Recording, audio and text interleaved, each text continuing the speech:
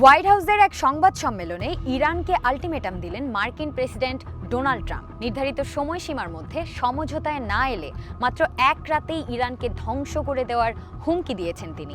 ট্রাম্পের দাবি, মঙ্গলবার রাত ৮টার মধ্যে ইরানকে চূড়ান্ত সিদ্ধান্তে আসতে হবে এবং হরমুজ প্রণালী খুলে দিয়ে জ্বালানির অবাধ চলাচল নিশ্চিত করতে হবে। তিনি স্পষ্ট জানিয়েছেন, দাবি না মানলে ইরানের জ্বালানি ও পরিবহন অবকাঠামোতে এমন হামলা চালানো হবে যা দেশটিকে প্রস্তর যুগে পাঠিয়ে দেবে।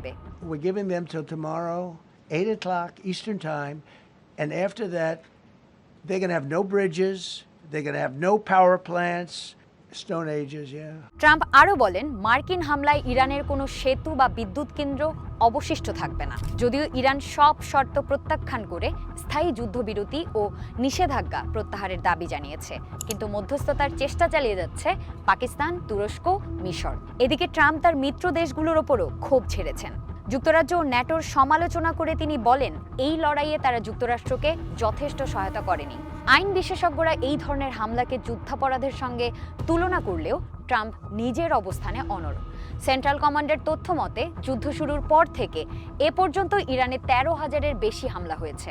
মঙ্গলবারের সময়সীমা শেষে পরিস্থিতি কোন দিকে যায়, এখন সেদিকেই তাকিয়ে আছে বিশ্ব।